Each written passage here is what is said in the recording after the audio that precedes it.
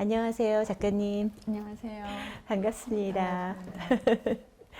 강진 작가님, 본인 소개 좀 부탁드릴게요. 네. 저는 소설을 쓰고 있습니다. 소설을 쓰고 있다고 말씀을 드리니까 또 다른 직업이 하나 생각이 나는데요. 글쓰기 강사도 하고 있습니다. 그래서 소설을 쓰다가 이제 글쓰기 강사를 하고 있는 셈입니다. 네. 사실 제가 어렸을 때 작가를 꿈꾼 적이 있는데, 네. 작가는 어떻게 해서 되셨어요? 네. 이게 우리나라는 사실은 이제 요즘에는 책을 내면 다 작가라고 이야기를 합니다. 네네. 책을 내면 작가라고 하는데 또 우리나라하고 일본하고 좀 특별한 제도가 있죠. 등단 제도라고 하는 등단. 게 네. 있습니다. 근데 저는 약간 고지식해가지고 등단을 해야지 작가가 된다라고 생각을 했어요. 그리고 실제로 한 20년 전쯤에는 대부분 다 그렇게 생각을 했습니다. 네네. 그래서 20년쯤, 지금부터 한 대략 20년쯤 전에 아주 고민을 했습니다. 삶에 대해서 굉장한 고민이 생겼는데 네. 그 고민 끝에 하는 질문이 이런 거였어요. 나는 무엇을 하면서 살면 좋을까? 라는 거였어요. 그래서 그때 이제 과거를 이렇게 되짚어 봤죠. 네. 나는 원래 꿈이 뭐지? 라고 하는 게. 근데 그 중에 글을 쓰고 싶다는 꿈이 있었습니다. 꿈. 네. 그래서 그걸 딱 알고부터 그날부터 소설 습작을 시작을 했습니다. 네. 그리고 그로부터 한 10년 정도 지나서 등단을 했습니다. 2007년에 현대문학으로 등단을 했는데요. 그러니까 한 10년 정도의 습작 기간을 거친 셈이죠. 네. 꿈을 위해서 네. 도전을 하셨네요. 네. 원래 내가 무엇을 꿈꿨지라고 하는 그 질문에 해답을 딱 얻으니까 네. 다른 옆길이 잘 안 보이더라고요. 그래서 이제 정말 꽤 힘든 습작 기간을 거쳐서 네. 소설가가 됐습니다. 10년이 긴 시간이었겠네요. 그렇죠. 굉장히 긴 시간이었습니다. 아주 긴 시간이었습니다. 저한테는. 하지만은 앞으로 펼쳐질 굉장히 오랜 시간 동안 네. 작가로 활동할 수 있으면 정말 또 꿈을 이룬 거니까 네. 행복할 것 같아요. 그렇죠. 그래, 10년 동안 준비해서 이제 그 등단을 하게 됐는데, 네. 등단하면서 그런 생각이 이제 들죠. 지금까지 있는 소설가들 다 죽었어. 이제 무서운 신인이 등장했어. 네네. 막 이렇게 그 신인 작가들이 원래 제일 무섭거든요. 그래서 네. 신인 작가들 모임 있거나 이런 네. 데 가서도 항상 고개 뻣뻣하게 들고 네. 야, 내가 너네들보다 좋은 소설 많이 발표할 거야. 이제 네. 너네 긴장해야 할걸? 막 이런 심정으로 네. 그랬죠. 그런데 이제 1년 지나고 2년 지나고 그러면은 네. 점점 좀 공손해지더라고요. 네, 그런 시절이 있었습니다. 그러시구나. 네. 이렇게 공손해진다고 말씀하셨는데 꾸준히 한 길을 가는 게 굉장히 어려운 점이 또 많았을 것 같아요. 그리고 이 길이 맞나라는 생각도 들었을 것 같은데 어떠셨어요, 작가님은? 이 길이 맞나 이런 생각은 사실은 그런 질문은 안 했고요. 네네. 굉장히 힘든 길이구나라는 힘든 길이구나. 네. 왜냐하면 이제 습작할 때는 목표라는 게 있잖아요. 등단이라고 하는 목표가 네. 있으니까 그 왜 내가 이 길을 가지? 이런 질문을 안 해도 됐어요. 왜라는 질문을 안 하는 거죠. 목표가 있으니까. 네. 그런데 이제 등단을 했어요. 그리고 나서는 마치 막 사막에 저 혼자 딱 덩그러니 이제 던져진 느낌이 들죠. 거기에서 저의 예술 세계를 이제 마음껏 펼쳐야 되고 그걸 찾아가야 되는데 너무 척박하고 막막한 거예요. 그런 시간들을 좀 많이 보냈죠. 첫 소설집을 낼 때까지가 네. 굉장히 힘들었던 것 같아요. 그러니까 첫 음. 소설집을 2011년에 냈는데 2011년에 내고 나서 한동안 굉장히 우울하고 네. 앞으로 내가 어떤 방향으로 가야 할지 좀 몰라서 헤맸던 그런 기억이 있습니다. 네. 그러셨구나. 저는 그 피지컬 아티스트 작가로 활동하면서 나의 정체성을 어떻게 표현을 해야 될까에 대한 고민을 좀 많이 했었거든요. 작가님은 어떠셨나요? 아, 사실은 소설가가 되는 과정 자체가 나는 누구인가? 나는 왜 이 세상에 태어났을까? 나는 무엇 하며 살아야 할까? 이런 질문들을 그때 가장 많이 했던 것 같아요. 그래서 그런데 그게 굉장히 추상적인 질문이잖아요. 나는 그쵸. 무엇인가? 이 육체는 있지만은 이게 이제 전부가 아니죠. 인간에게 있어서. 그래서 나는 무엇인가라는 질문을 하는데 그건 내가 어떤 행위를 통해서만 표현될 수 있다는 생각이 든 거죠. 그래서 행위를 나는 통해서. 무엇을 하며 살면 좋을까라는 질문으로 이어졌고, 그래서 원래 내가 글을 좀 쓰고 싶었으니까 글을 써야겠다. 그 중에서도 온문보다는 좀 더 명확한 소설의 세계를 좀 구현해 봐야겠다라고 생각을 했습니다. 그때 정체성에 대해서 가장 많이 고민했고, 그리고 그 정체성이라고 하는 게 정말 막연한 게 아니고 구체적인 행위 속에서만 표현될 수 있다는 것을 그때 좀 깨닫기 시작한 것 같아요. 행위 속에서. 네. 아, 좋은 말씀입니다. 그러면은 그 정체성이 당연히 그 행위를 통해서 글 쓰는 작업을 통해서도 표현되는 거잖아요. 네. 그게 결국은 작가의 세계관으로 이어지나요? 그렇죠. 당연히 그렇죠. 네네. 그 이제 제가 이제 처음 소설집을 냈을 때 그 첫 소설집 제목이 너는 나의 꽃이라고 하는 네. 소설집인데 그 책을 읽어본 사람들이 하나같이 다 저한테 이런 말을 했어요. 너무 어려워. 너 너무 힘들고 정신이 굉장히 힘들게 살았을 것 같아. 이런 이야기를 굉장히 많이 했어요. 왜냐하면 난해한 언어들도 많고 상황도 좀 난해하고 이런 게 지금 제가 보면 있어요. 아. 그런 게. 근데 그게 어떤 제 삶에 있어서 꼭 통과해야 하는 통과 의례적인 그런 기간이었던 것 같아요. 그리고 나서 이제 두 번째 소설집 하티를 만난다면 이라는 네. 것을 냈을 때 그걸 읽고 친구들이 굉장히 재미있다. 첫 번째 소설집보다 굉장히 쉬워졌고 독자와 소통하려고 하는 게 보인다. 아, 라는 네. 이야기를 하더라고요. 독자와의 소통. 네. 네. 그런 거 보면은 첫 번째는 제 세계 안에 굉장히 갇혀 있었고 그리고 저에 대한 질문, 그러니까 나만 계속 탐구했던 것 같아요. 그런데 이제 그 과정을 벗어나고 나니까 이제 다른 사람도 보이고 세계도 보이고 이랬던 네. 거죠. 네, 그렇게 좀 제 나름대로 변화 뭐 했던 것 같아요. 그 말씀이 너무 좋은 게 저는 저의 세계관만, 작가로서의 세계관만 생각을 했는데 이것을 읽는 분들과의 어떤 세계관을 소통을 한다? 이거는 정말 좋은 말씀인 것 같아요. 또 오늘 하나 좋은 거 네. 배웁니다. 저희 방송을 보시는 분들 중에 네. NFT 사진 작가에 도전하시는 분들이 있으세요. 네네.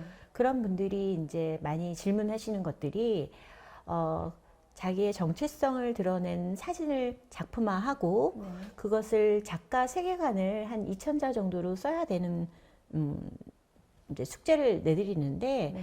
그것을 어떻게 해야 되는지를 많이 물어보세요. 네. 좀 좋은 말씀 부탁드릴게요. 아, 제가 이제 정체성이라고 하는 것이 그냥 그냥 놔두면 굉장히 추상적인 건데, 그게 어떤 행위를 통해서 구체화된다고 제가 말씀드렸잖아요. 네.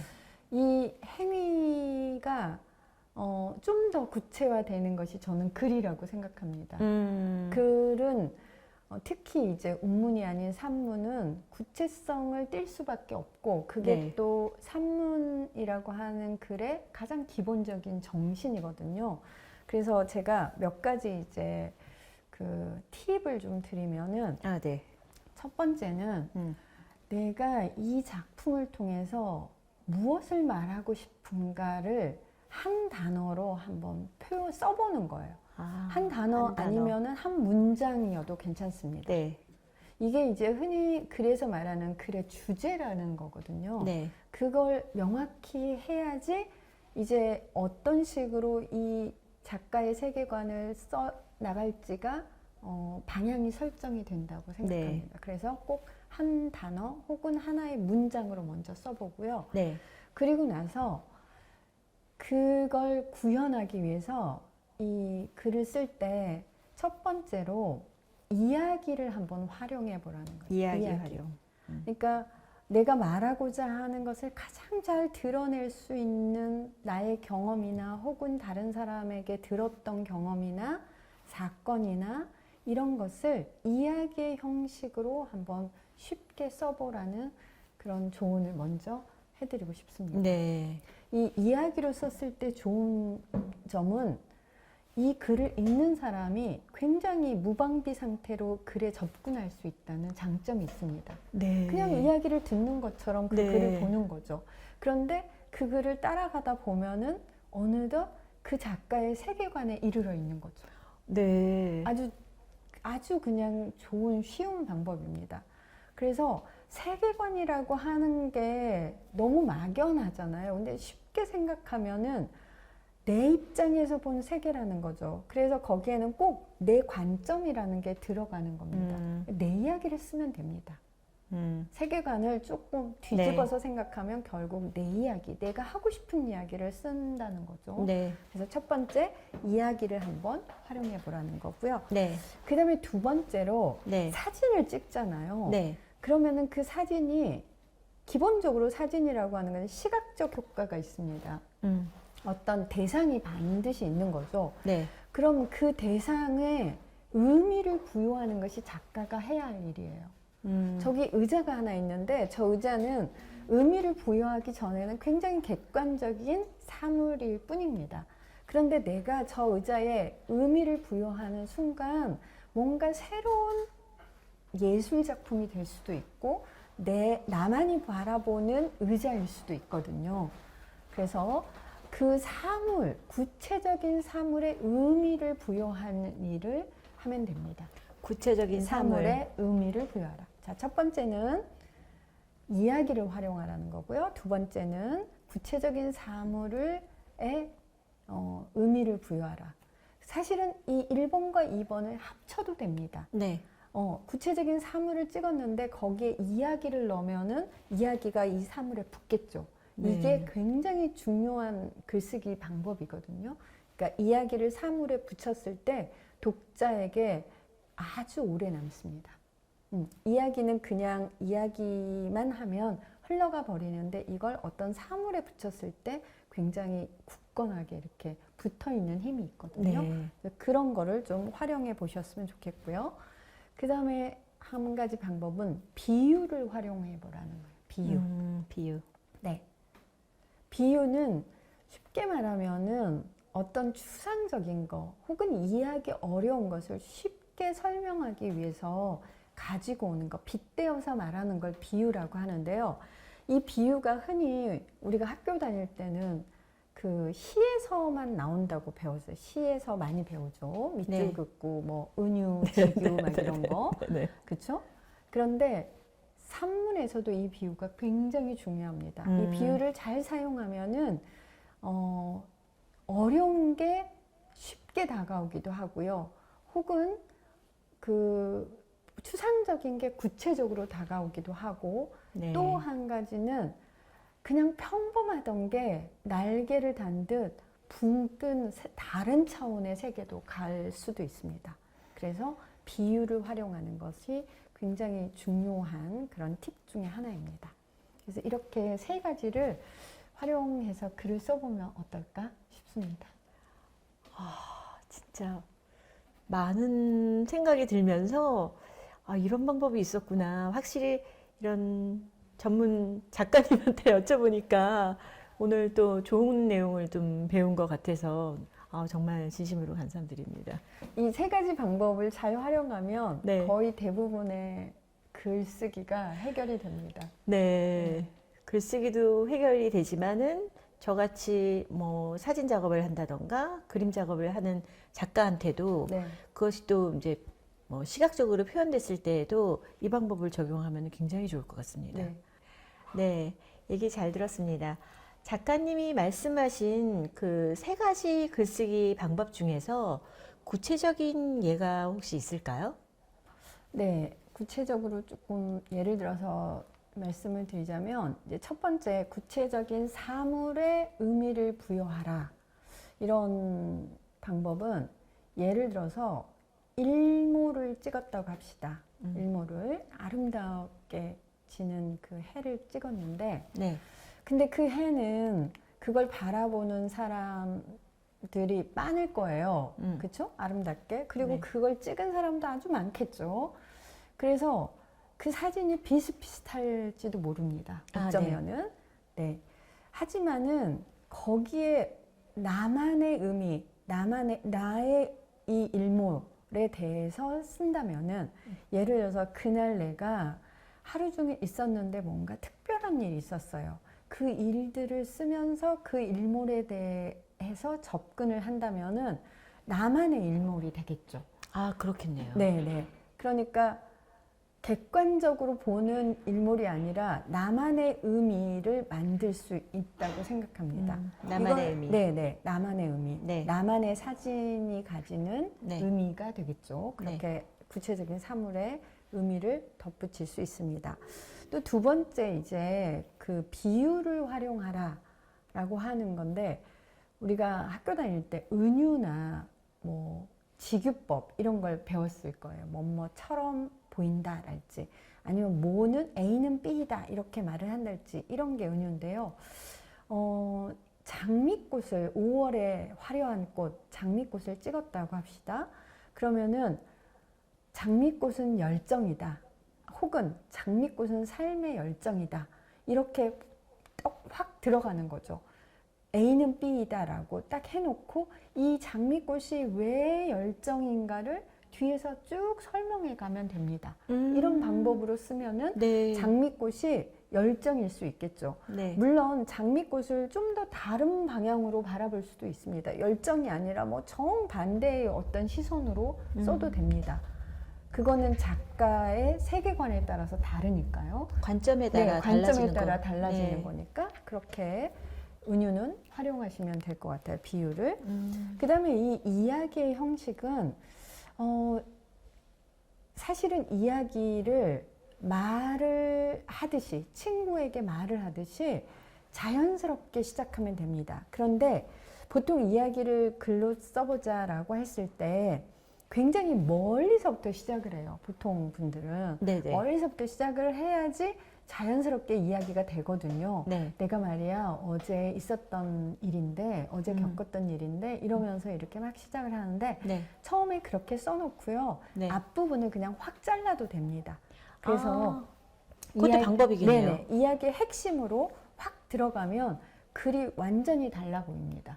네. 그런 방법을 사용해서 한번 이야기의 형식으로 그 작가 세계관을 써보면 어떨까라는 생각이 듭니다. 정말 좋은 정보 주셨는데요. 감사합니다.